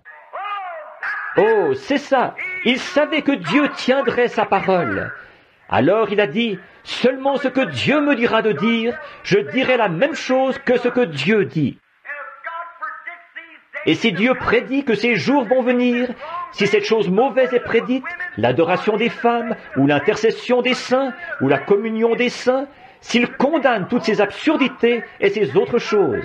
Et il est dit, de même que Jeannès et Jean Bresse s'opposèrent à Moïse, ces hommes feront de même dans les derniers jours. Je condamne cette chose, selon la parole de Dieu, et je dis que c'est mal. Tenez-vous-en à la parole. Peu m'importe toutes les sensations que vous pouvez éprouver, combien vous pouvez sauter et crier, combien vous pouvez faire ceci ou autre chose. Si l'Esprit de Dieu ne vous conduit pas à mener une vie pure, parfaite devant Dieu, condamnez la chose. Si Dieu avait voulu que vous donniez de l'huile, il aurait fait de vous un olivier ou un puits de pétrole du Texas. Je vais vous dire quelque chose. Avec Dieu, tout a sa raison d'être. Tenez-vous-en à la parole. Ce que la Bible dit, tenez-vous-y. C'est l'Urim Tumim de Dieu. Et le vieux Michée, le prophète, s'est tenu à la parole de Dieu. Il s'est avancé là-bas, hardi comme un lion. Cette nuit-là, le Seigneur lui avait donné une vision. Il savait où il en était. Et regardez bien, oh frère, les autres aussi avaient eu une vision, mais leur vision ne concordait pas avec la parole de Dieu. Par contre, celle de Michée était conforme à la parole de Dieu. En effet, Élie, qui avait la parole de Dieu, le prophète, le voyant, avait déjà annoncé ce qui allait arriver à Achab. Alors, comment Michée pouvait-il annoncer du bien alors que la parole de Dieu annonçait du mal? Donc, il était en harmonie avec la parole. Frères, quelle que soit la hauteur de leur clocher, ou combien les gens qui vont là sont bien habillés, ou l'instruction du pasteur, ou tout ce genre de choses, ou ce que l'évêque de Chine peut dire, ou n'importe qui d'autre, si c'est contraire à la parole, tenez-vous-en loin, restez dans la parole. C'est sur elle que se repose le véritable serviteur de Dieu, directement sur cette parole. C'est exact. Michée s'est présenté là, et il a eu sa vision. Et quand il a prophétisé et qu'il a eu sa vision, il a vu qu'elle concordait exactement avec la parole, qu'elle s'y ajustait parfaitement. Il savait qu'il avait l'ainsi dit le Seigneur. Il s'est présenté là. Il a dit, Michée, fils de Jimla, dois-je aller à Ramoth en Galade ou dois-je y renoncer? Michée a dit, monte. Il a dit, ça ne sonne pas juste ça. Même lui, il avait plus de bon sens que ça. Il y a beaucoup de ces gens qui adhèrent à ces grandes choses classiques, rien que pour être populaires. Pourtant, ils savent bien que ce n'est pas juste. L'esprit de vie qui œuvre dans le monde leur dirait que ce n'est pas juste. S'ils avaient la moindre lueur de vie en eux, ils recherchent tout ce fantastique, les grenouilles qui sautent et les moustiques qui volent, et de trembler, de sauter, de courir et tout, alors qu'ils savent que c'est en contradiction. Mais ils l'acceptent à cause d'une sensation. On s'en fiche des sensations. Je veux l'ainsi dit le Seigneur. C'est exact, ce que dit la parole. Or, je crois à une religion qui vient du cœur. Je crois à la joie que je peux éprouver. Je crois à la puissance du Saint-Esprit. Je crois à la guérison divine. Je crois à toutes les manifestations des dons. Seulement, ils doivent être placés dans le corps avec respect, opérant en harmonie parfaite avec la parole. Quand je vais quelque part et que je me mets à prêcher, que je fais un appel à l'autel, une femme va se lever et parler en langue. Eh bien, quelle honte, que ça fait pitié. On voit par là que leur pasteur ne se tient pas à la parole de Dieu. Sinon, il arrêterait cette chose-là. Il dirait que je ne vous vois pas faire ça. Voyez, je n'ai rien contre le don. Il est mal utilisé. Voyez, et bien des choses, je pourrais prendre des heures là-dessus. Vous savez de quoi je parle. Et ça, c'est partout, chez les catholiques comme chez les protestants. Mais restez dans la parole. Remarquez, bon, et quand il a eu la vision, il est allé lui dire, il a dit, monte. Il a dit, combien de fois me faudra-t-il t'adjurer de me dire la vérité? Il a dit, mais j'ai vu Israël dispersé comme des brebis qui n'ont pas de berger. Il a dit, je te l'avais dit, je te l'avais dit, je savais ce qu'il allait dire avant que vous l'ameniez ici. C'est exact, il ne pouvait rien dire d'autre. Il avait la parole de Dieu. Il ne pouvait pas faire autrement que de condamner la chose. Et ce soir, je dis à la lumière de la Bible, je condamne ces absurdités, les sensations, le fanatisme et tout ce qui dit, la parole de Dieu, ce n'est pas important. Et c'est l'Église qui a raison. Et toutes ces choses. Je condamne cela au nom de Jésus-Christ, sur l'autorité de la parole de Dieu. Que les cieux et la terre passent, mais la parole de Dieu demeurera la vérité pour toujours. C'est exact. Donc il a dit, monte si tu veux. Et qu'est-ce qui s'est passé? Ce type qui avait tout ce sensationnel, qui s'était donné du bon temps, il s'est approché, parce qu'il était à la tête de l'Église. Il s'est approché et il l'a frappé sur la joue, il l'a giflé. Oh, je l'entends dire, tu es un faux, espèce d'exalté. Par où l'Esprit de Dieu est-il sorti de moi quand il est allé à toi? Il a dit, sais-tu ce que j'ai vu? Il a dit, pendant que vous vous donniez tous du bon temps ici, et que vous faisiez la super fiesta ici, comme on dit, au même moment, il se passait quelque chose au ciel. Et je vous le dis, pendant que les fils prodigues sont dans la porcherie, et que l'Amérique danse au rythme du boogie-woogie et du rock'n'roll, avec leurs Elvis Presley et leurs Kiem Susi, il y a une réunion qui a lieu au ciel en ce moment. Il a dit, Dieu a ouvert les volets, et il m'a laissé regarder à l'intérieur. Pendant que vous vous amusiez avec votre rock'n'roll, Dieu m'a laissé regarder dans le ciel. Et là, j'ai vu quelque chose. Il a dit, qu'est-ce que tu as vu? Il a dit, j'ai vu la grande armée de Dieu. Dieu assis, à sa droite et à sa gauche. Il y avait des anges d'un côté et de l'autre. Il a dit, quand j'ai vu les anges, l'un assis d'un côté et l'autre de l'autre, l'armée du ciel rassemblée en haut. Il a dit, Dieu a dit, qui vais-je envoyer? Oh là là, écoutez, qui puis-je envoyer pour que nous fassions monter Achab là-bas, pour accomplir ma parole, qui était prononcée par mon prophète? Tenez-vous-en à la parole, frère, sans vous arrêter au nombre de soirées de rock'n'roll qu'ils peuvent faire.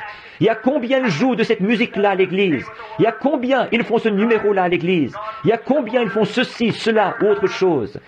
Tenez-vous-en à la parole. C'est exact. Dieu tient sa parole chaque fois. Remarquez, mais il a dit, qui pouvons-nous envoyer? Qui pouvons-nous envoyer là-bas pour faire monter Achab? Parce qu'il faut que ça s'accomplisse. Et il a dit, j'ai vu un esprit de mensonge s'approcher. Il a dit, envoie-moi. Je descendrai et je m'introduirai dans chacun de ces évêques et de ces prophètes, et dans tous les surveillants généraux et tous les autres. Et je les inspirerai pour qu'ils prophétisent un mensonge, pour arriver à les faire monter là-bas.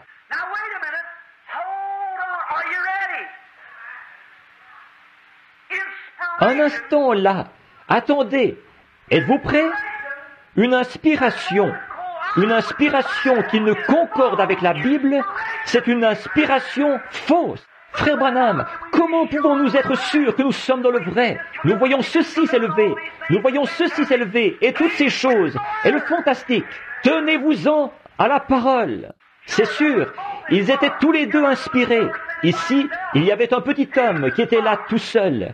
Il était inspiré. Ici, il y avait 400 bons évêques. Et ils étaient inspirés. Et chacun disait, « Ainsi dit le Seigneur ». Mais comment savoir lequel est dans le vrai? Tenez-vous-en à la parole. Michée avait la parole, et il savait que le mal devait recevoir le mal pour salaire. Il savait que cette hypocrisie, cette religion artificielle, ces choses qui avaient beaucoup de classe, et une Jézabel toute maquillée, et toutes ces autres choses, forcément qu'elles auraient affaire à la main du Dieu vivant. En effet, le prophète, la parole de Dieu l'avait dit. Vous dites, le prophète était-il la parole de Dieu? Oui, monsieur. Ils sauront. À plusieurs reprises et de plusieurs manières, le Seigneur a parlé à nos pères, par les prophètes, en ces derniers jours par son Fils, Jésus-Christ. C'est exact. Bien sûr, c'était la parole de Dieu. Ils étaient là, inspirés. Ils pensaient qu'ils étaient dans le vrai. Je ne dis pas qu'ils n'étaient pas sincères. Ils étaient sincères. C'étaient de grands hommes. Ce n'étaient pas des hommes sans instruction. Ce n'était pas quelqu'un qui n'est pas trop au courant de son affaire. C'étaient de grands hommes, instruits dans la parole, inspirés. Mais leur inspiration ne concordait pas avec la parole de la Bible. C'est pour cette raison que Michée savait qu'ils étaient dans l'erreur. Et la Bible dit qu'au dernier jour, les hommes seront égoïstes. Quoi? Vous n'allez pas me dire que ce petit 2x4 va m'en remontrer. Je suis évêque. Je suis à la tête de telle et telle chose. Je suis l'homme important de l'Église catholique. Je suis l'homme important de l'Église méthodiste, baptiste ou même pentecôtiste. Je suis le surveillant général. Vous n'allez pas me dire que vous laissez cet homme. C'est exact. Vous n'allez pas me dire ceci, cela. La Bible dit qu'il serait égoïste, vantard, hautain, blasphémateur, désobéissant, ingrat, irréligieux, insensible, intempérant et ennemi des gens de bien, ayant l'apparence de la piété, tout comme ceux-là l'avaient, mais reniant ceux qui ont fait la force, la parole. S'ils ne parlent pas selon cela, il n'y a aucune vie en eux. C'est exact. Ayant l'apparence de la piété, mais reniant cela. Éloigne-toi de ces gens-là. En effet, ils sont du genre à s'introduire dans les maisons, avec leurs petits livres et leurs compagnes, et tout, et ils captivent des femmes d'un esprit faible et borné, chargées de péché, agitées par des passions de toute espèce. Apprenant toujours, ne pouvons jamais arriver à la vérité. Ces gens, de quel type sont-ils? Jean Bresse et Jeannès. Ils ont du fantastique de toutes sortes et tout. De même que Jeannès et Jean Bresse s'opposèrent à Moïse, de même ces hommes s'opposent à la vérité. Des hommes réprouvés d'entendement en ce qui concerne la parole. Ils essayent de prendre la parole de Dieu pour la pervertir, la transformer en autre chose, quelque chose de fantastique, ou une organisation religieuse, ou se bâtir une grande réputation, ou se faire un grand nom. Éloigne-toi de ces gens-là. Tenez-vous-en à la parole. Qu'est-ce qui s'est passé? Il a dit, j'ai vu cet esprit de mensonge qui a dit, je descendrai les inspirer, je leur ferai prophétiser un mensonge. Et ces hommes qui voulaient tant plaire au public, ô Dieu, aide-nous. Ils voulaient tant prendre ça, être un docteur ayant la démangeaison d'entendre des choses agréables, qui se ferait détourner de la vérité pour se tourner vers les fables, comme le Saint-Esprit nous a prévenus et nous a dit qu'il serait dans les derniers jours. Ils veulent tant acquérir une popularité personnelle, plus de temps à la radio, plus de temps à la télévision, ou une plus grande renommée, ou plus de possession dans l'Église, quelque chose de plus grand, en s'élevant eux-mêmes. Ils veulent tellement faire ça qu'ils ne regardent pas ce que la parole en dit. Mais Michée, lui, il regardait à la parole. Il avait la vérité, il avait la parole. Remarquez, alors il a annoncé ce qui allait arriver. Et ce type s'est approché de lui et il l'a giflé. Il a dit, par où l'Esprit de Dieu est-il sorti? Il a dit, tu le verras quand tu iras de chambre en chambre pour te cacher. Et Achab a dit, mettez cet homme en prison. Enfin, faites cesser toutes ces réunions. On ne veut plus de ces numéros d'exaltés ici. Ne vous en faites pas, ça va venir, ça. Mettez-le en prison et nourrissez-le du pain et de l'eau de l'affliction. Et quand je reviendrai en paix, je m'occuperai de lui. Autrement dit, je lui ferai couper la tête. Le brave Michée, il s'appuyait sur la parole de Dieu. Il savait que sa vision, oh Dieu, Il savait que sa vision concordait parfaitement avec la parole de Dieu. Elle ne pouvait pas faillir. Il a dit, si jamais tu reviens en paix, Dieu ne m'a pas parlé. Amen et Amen. Les amis, il se fait tard, mais je veux vous dire ceci, mon cher ami.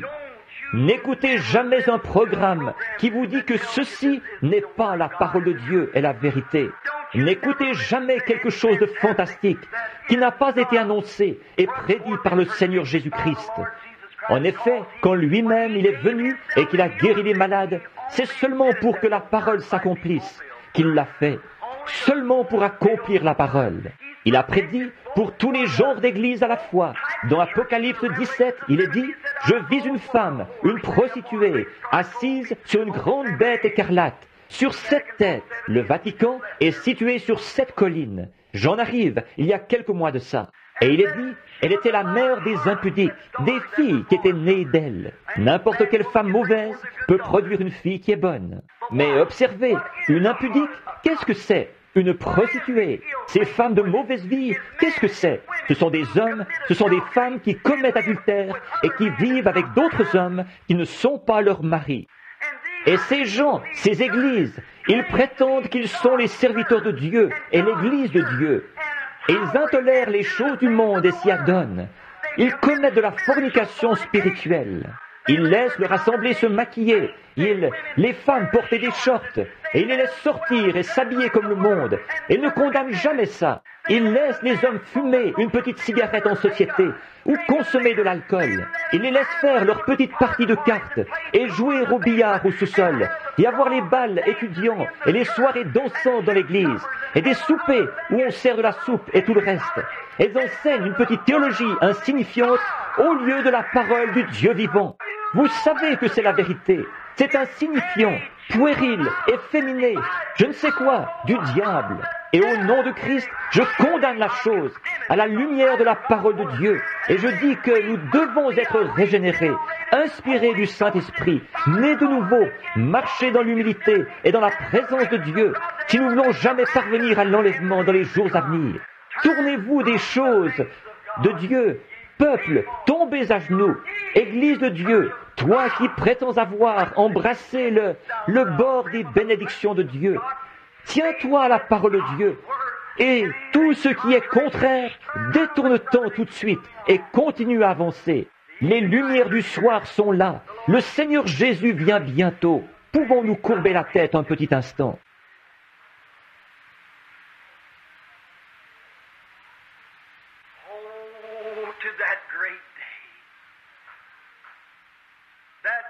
Oh, vienne ce grand jour, ce jour du jour, et ce livre des livres.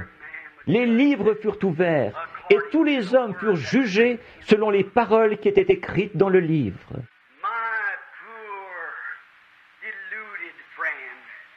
Mon pauvre ami, qui est dans l'erreur, non pas, oui, mon ami, et toi qui as essayé en vain et qui as lutté contre l'air. Tout comme un oiseau, j'ai remarqué, il cherchait à se frapper la tête contre une fenêtre pour éteindre la lumière. Qu'est-ce qu'il a fait? Il s'est fracassé la cervelle, c'est tout. La lumière a continué à briller.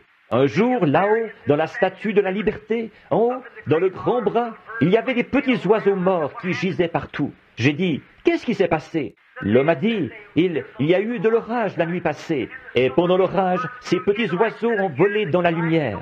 Au lieu de se servir de la lumière pour se mettre à l'abri, ils ont essayé d'éteindre la lumière en la frappant avec leurs petites ailes, et ils se sont fracassés la cervelle. Ne cherchez pas à vous creuser la cervelle pour faire dire à la parole de Dieu quelque chose qu'elle ne dit pas. Ne cherchez pas à vous mesurer aux associations d'aujourd'hui. Parce que si vous aimez le monde ou les choses du monde, l'amour de Dieu n'est pas en vous. Pourquoi ne pas simplement prendre la lumière de l'Évangile pour voler vous mettre à l'abri ce soir? Oh, protège-nous, ô Dieu. Père Céleste, alors que des hommes et des femmes sont assis ici, des garçons et des filles, un peuple en route vers l'éternité, le pétrole et la lumière cosmique de ce monde, avec les 16 éléments différents dont nous sommes formés.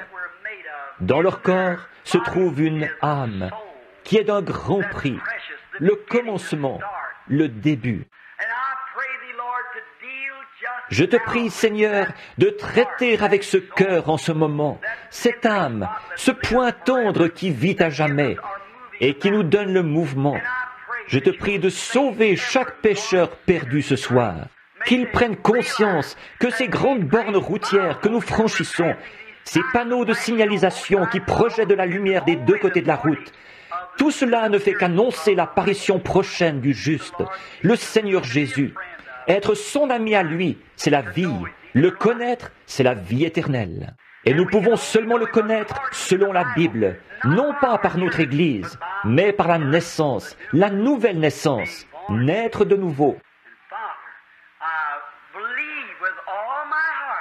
Père, je crois de tout mon cœur qu'il n'y a pas un seul être mortel ici, avec moi, qui veuille être condamné ou aller en enfer. Alors pourquoi laisserions-nous quelque chose nous faire obstacle? Pourquoi accepterions-nous une contrefaçon alors que les cieux sont remplis du vrai?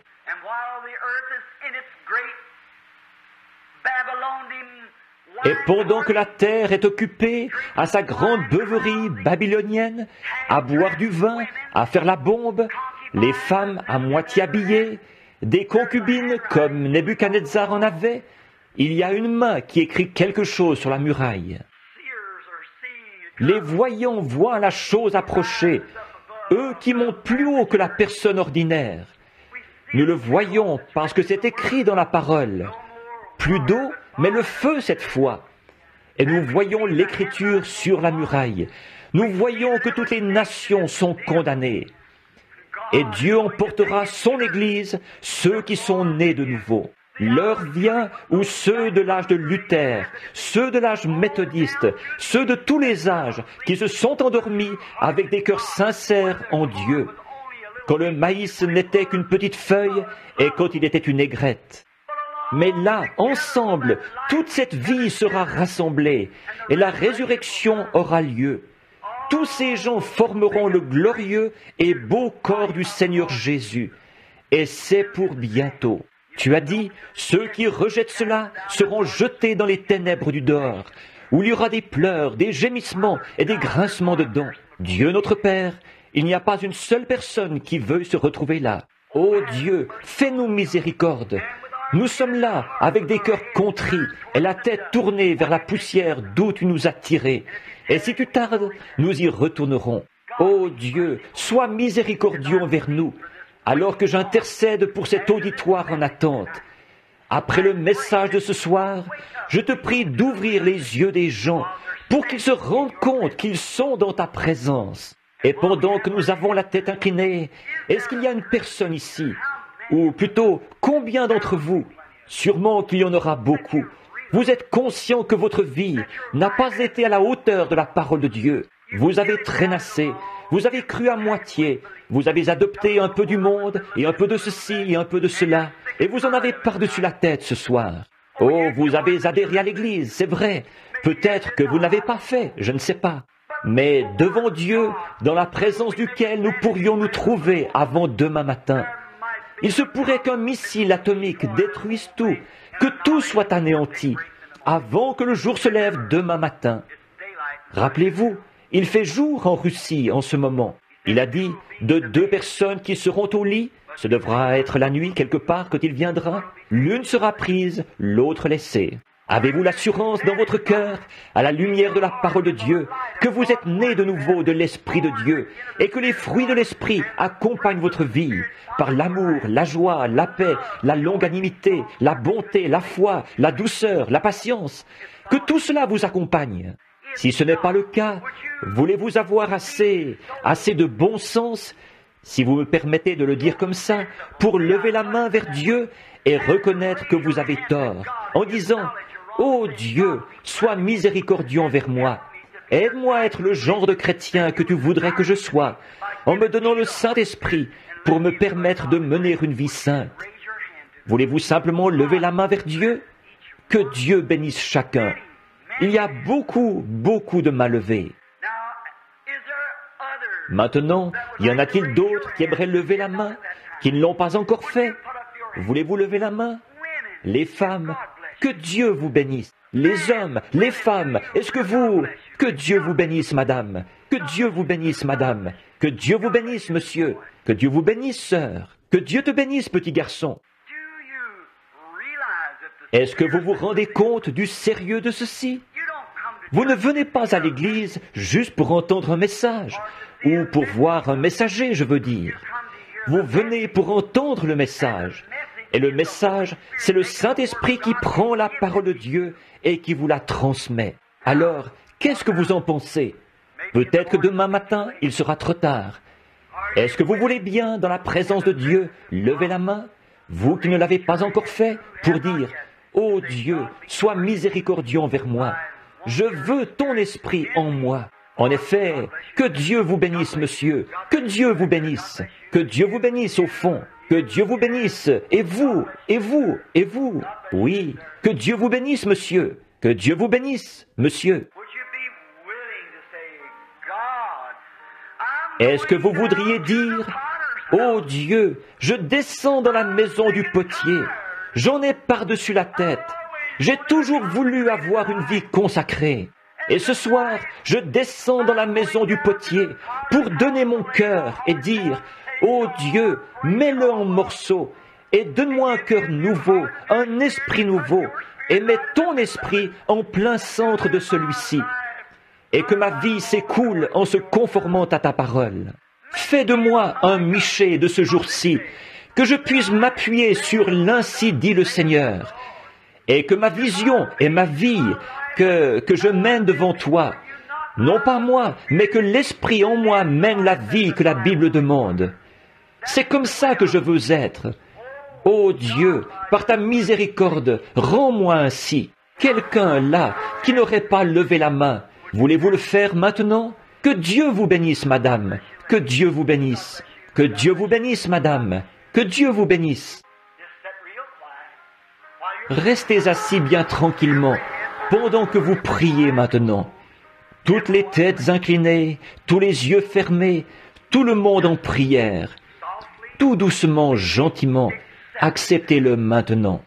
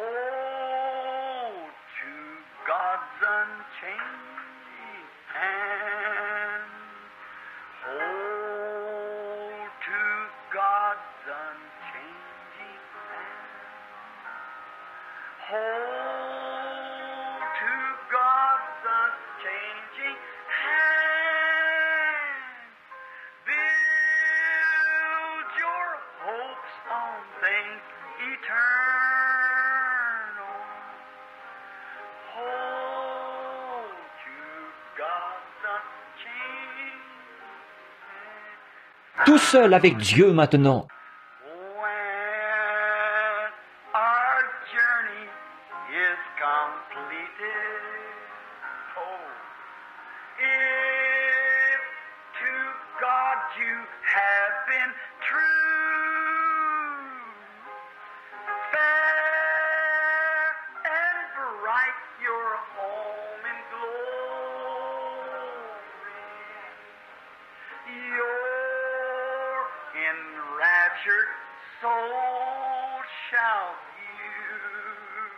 Alors, que devez-vous faire?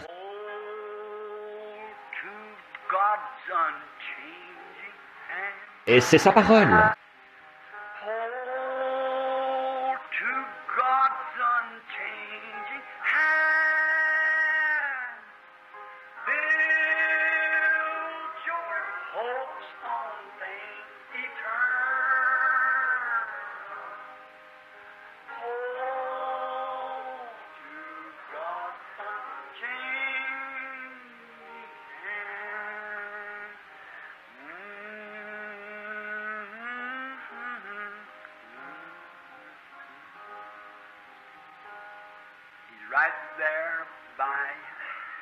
Il est là, juste à côté de vous.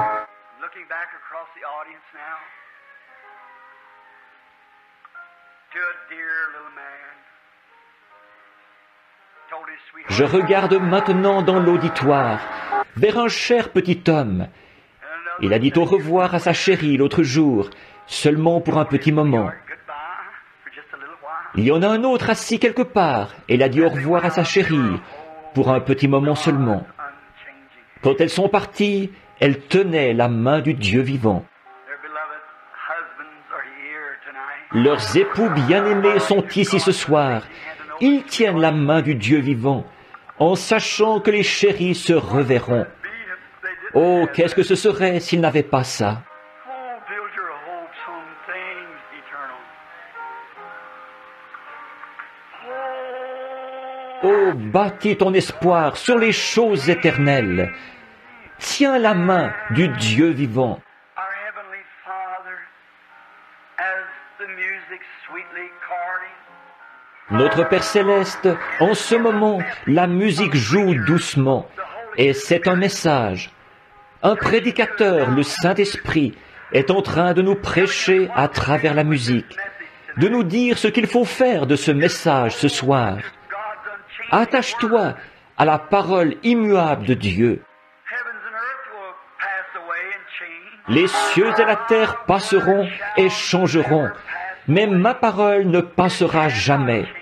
Elle ne peut pas changer. C'est la parole du Dieu immuable. Je serre ta parole dans mon cœur, a dit le psalmiste, afin de ne pas pécher contre toi. There's been 20 or 30 20 ou 30 mains se sont levées ce soir, Père. Des hommes et des femmes ont entendu la parole, alors que la foi vient de ce qu'on entend. they have made this one Ils ont pris la décision qui, à elle seule, suffit entièrement. C'est qu'à partir de cette heure, avec ton aide et par ta grâce, ils te serviront. now. Won't you sweetly, Father? Maintenant, ne veux-tu pas, Père, descendre doucement dans leur cœur? Mets ton esprit dans leur esprit nouveau. Il a fallu que tu leur donnes un esprit nouveau, sinon ils n'auraient jamais levé la main. Ils n'en auraient pas eu le désir. But they went down to the Mais ils sont descendus dans la maison du potier et t'ont laissé changer leurs émotions et leurs idées. Et maintenant, dans leur cœur, ils ont été attendris. and you said no man can Et tu as dit, nul ne peut venir à moi si mon Père ne l'attire. Ils n'auraient pas pu lever la main, du plus jeune au plus vieux, si tu ne leur avais pas dit de le faire. they did it because Ils l'ont fait parce que tu leur as parlé. Et c'est Dieu qui les offre à Christ comme cadeau d'amour. Ils ont livré leur cœur. and we can hear your great Et nous pouvons entendre ta voix forte qui dit, « Celui qui écoute ma parole, non pas ton Église a ta parole.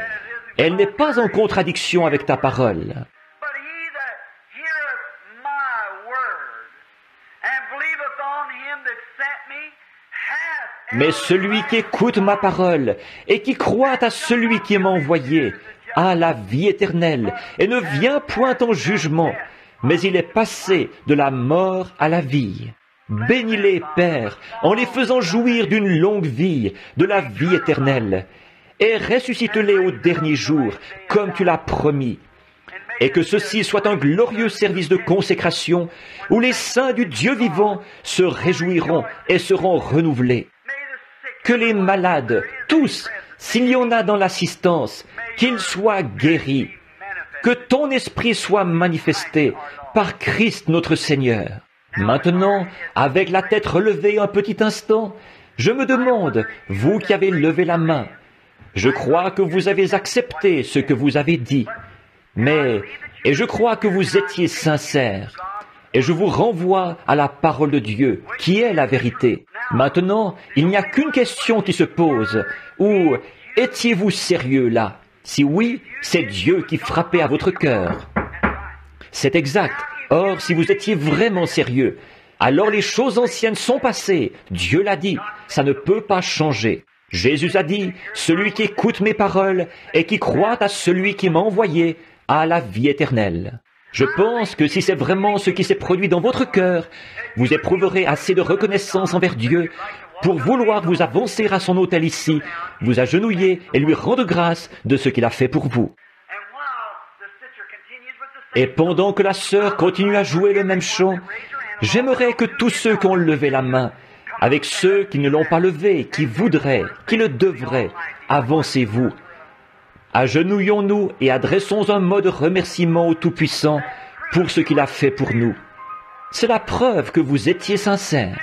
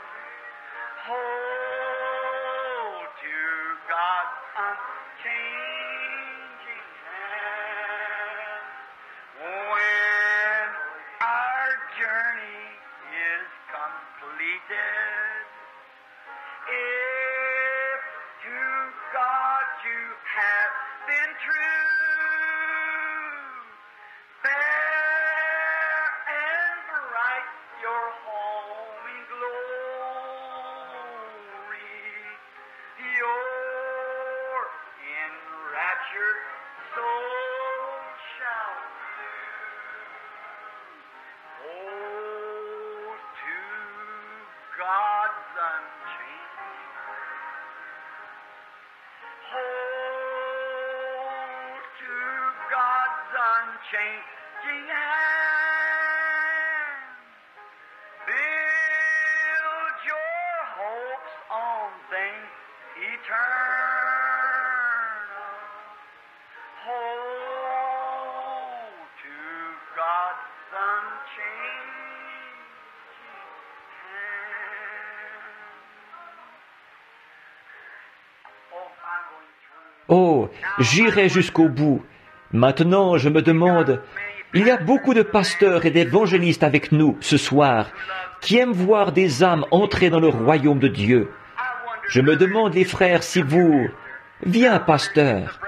Et je me demande si les frères voudraient venir se placer en avant ici. Nous allons prier pour ces chers gens. Savez-vous quoi? D'après la parole, et je la mets à l'épreuve, à l'essai, ils ont levé la main pour témoigner de ce qu'ils allaient accepter la parole éternelle de Dieu ce soir et croire. Et j'ai dit, maintenant nous avons prié. Maintenant, regardez ce que Jésus a dit. Reportons-nous à la parole, là. Nous avons beaucoup de fantastique, mais reportons-nous à la parole. Jésus a dit, celui qui écoute ma parole et qui croit à celui qui m'a envoyé a la vie éternelle et ne vient point en jugement, mais il est passé de la mort à la vie. Dieu l'a dit.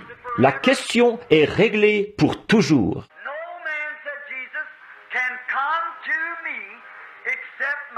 Nul, a dit Jésus, ne peut venir à moi si mon Père ne l'attire. Et tous ceux que le Père m'a donnés viendront à moi. Aucun n'est perdu. Celui qui mange ma chair et qui boit mon sang a la vie éternelle. Et je le ressusciterai au dernier jour. Oh, comme c'est merveilleux de regarder cet autel, alors qu'une âme vaut 10 000 mondes. Ils ne sont pas du tout venus pour adhérer à une église. Ils sont venus parce qu'ils sont membres du corps de Christ. Ils sont venus ici pour rendre grâce et pour prier. Et je prie le Saint-Esprit d'oindre et de remplir chaque cœur d'un bout à l'autre de l'autel ce soir, d'un esprit paisible, doux et humble, qui produira les fruits et la justice de Christ tant qu'il y aura un souffle de vie dans leur corps, et jusqu'à ce qu'ils rentrent à la maison dans la gloire. Est-ce que les évangélistes et les pasteurs voudraient venir se placer ici avec nous pendant que nous prions, s'il vous plaît? Chacun, quelles que soient les églises auxquelles vous êtes affiliés, ça n'a rien à y voir. Nous voulons simplement que vous veniez tout autour des gens.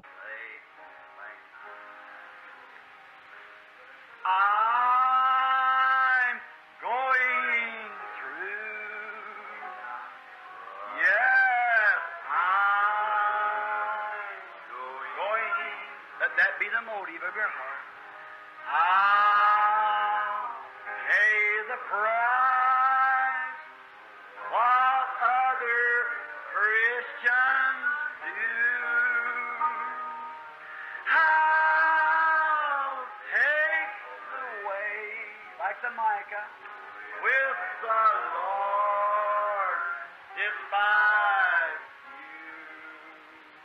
I've started in with Jesus,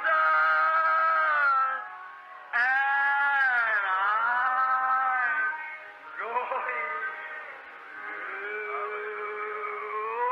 I'm going. Yes, I'm going. I'll pay the price for what other Christians do. I'll take the way with the Lord despise you. I've started in with Jesus, and I'm going through. Is there another? J'irai. Y a-t-il une autre personne qui aimerait prendre ce chemin? Si vous avez honte de moi devant mon Père ou devant les hommes, j'aurai honte de vous ce matin-là devant les anges. Are you ashamed before this little audience tonight? Avez-vous honte devant ce petit auditoire ce soir de prendre position? Avez-vous honte? Celui qui me confessera devant les hommes, je le confesserai devant mon Père. I'll take the way, Lord. I'm going through. I've started through with Jesus, and I'm